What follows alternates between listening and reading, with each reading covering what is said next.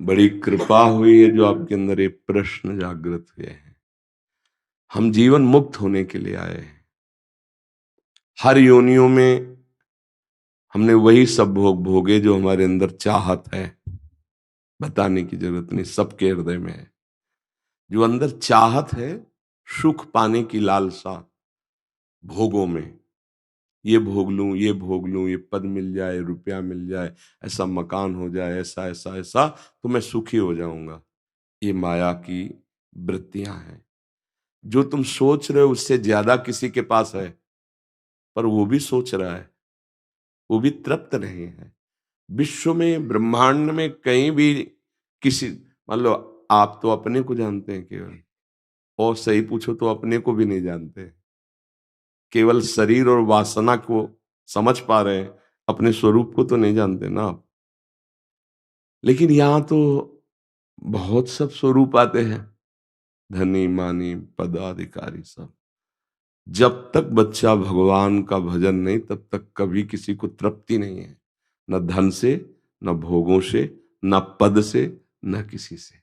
एक अशांति है, एक अधूरापन है, एक भय है कि सब छूट जाएगा, आज नहीं तो कल छूट जाएगा।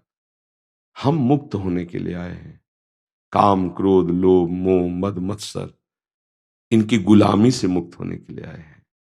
हम शरीर के राग से मुक्त होने के लिए आए। हमें जानने के लिए आए कि आखिरकार हम हैं कौन।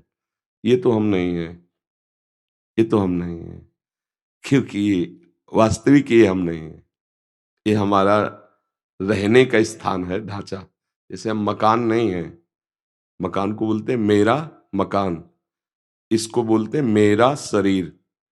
मैं शरीर तो नहीं कोई बोलता ना, मेरा बोलता है ना। तो जैसे मेरा मकान, ऐसे मेरे रहने का स्थान है। मैं तो ये नहीं हूं। अब इसके अंदर पहुंचते हैं तो मेरा मन आता है, मैं मन नहीं हूं। आता है ना। आज मेरा मन उदास है, आज मेरी बुद्धि काम नहीं कर रही है, आज बड़ा चित्त अशांत है। मतलब वो भी मैं नहीं निकला, वो भी मेरा के अंतर्गत आया। जैसे शरीर, ऐसे ही अंदर का मन, बुद्धि, चित्त, अहंकार, सूक्ष्म शरीर, और तीसरा है स्वभाव, कारण शरीर। बोले यार इस व्यक्ति का स्वभाव बहुत गंदा है। तो कहता है देखो मेरा स्वभाव ऐसा ही है। वो भी मेरा बोला, मैं नहीं बोला। मैं स्वभाव नहीं बोला, मेरा स्वभाव बोला। तो तीनों शरीर, स्थूल सूक्ष्म कारण, ये मैं नहीं। तो मैं हूं कौन? पर यही जानने के लिए आए हो, भगवत प्राप्ति के लिए आए हो। अब सब शीशा में हमारे रूप को दिखाने की सामर्थ्य है, पर उसमें गंदगी, मल चल गया है। अब उसको साफ करना पड़ेगा। मन जब निर्मल हो जाता है, बुद्धि जब निर्मल हो जाती है, तो इसी से हम भगवत साक्षात्कार कर लेते हैं। अभी मलिन मन है, तो शीशा तो है, पर गंदा है तो प्रतिबिंब नहीं दिखाई देगा। इसीलिए भगवान ने कहा निर्मल मन जन सो मोहि पावा, मोहि कपट छल छिद्र न भावा। अब हमें पहले मन की सफाई करनी है। गंदगी क्या चढ़ी है? ये काम, क्रोध, लोभ, मोह, मद, मत्सर, ये गंदगी चढ़ गई हमारे मन में।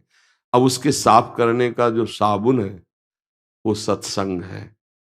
सत्संग, जितना सत्संग सुनोगे और नाम जप करोगे, उतने ही आपका मन धुलता चला जाएगा। ये साबुन और जल दोनों चाहिए ना। केवल साबुन ही से साबुन लगा दिया, अब जले नहीं तो कैसे? तो सत्संग और नाम जप, ये दो है मन की धुलाई के लिए। रोज सत्संग सुनो और नाम जप करो। तो सत्संग तुम्हें अच्छे आचरण बताता है, बुरे आचरणों का त्याग बताता है। तो बुरे आचरण त्याग दो, अच्छे आचरण करो, नाम जप करो। तो जैसे जैसे हृदय निर्मल होगा, वैसे वैसे आप अपने को जानने लगेंगे, अपने प्रभु को जानने लगेंगे। नाम जप करो। यहां भगवत प्राप्ति के लिए आए हो। साधन धाम मोक्ष कर द्वारा, पाए न जे परलोक सम्हारा। सो परत्र दुख पावई, सिर धुनि धुनि पछताए। काल ही कर्म ईश्वर मिथ्या दोष लगाए। रोज हमारी आयु नष्ट होती चली जा रही। 40 वर्ष, 50 वर्ष व्यतीत हो, 50 वर्ष नहीं। अपने लोग देखो, कोई 45 का, कोई 50 का, कोई 25 का, कोई 30। इतने वर्ष व्यतीत हो गए, हाथ कुछ लगा नहीं। शुरुआत जहां से हुई थी वही अब भी है। ये भोग लूं, ये देख लूं, ये खा लूं, ये सूंघ लूं, ये वही कब तक ये चलता रहेगा? फिर मर जाएंगे, फिर किसी नई योनि में जाएंगे, फिर यही करेंगे, फिर मर जाएंगे। ये कब तक चलता रहेगा? ये रोकने आए हैं हम, इस क्रम को रोकने आए हैं, जन्म मरण के चक्र को रोकने आए। पुनरपि जननम पुनरपि मरणम पुनरपि जननी जठरे शयनम, इसको रोकने आए हैं। कैसे रुकेगा?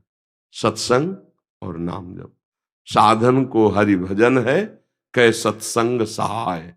सत्संग तुम्हारा साथी सहयोगी होगा और तुम्हें पार करेगा नाम। अब नाम जप नहीं है तो फिर पार नहीं हो सकते।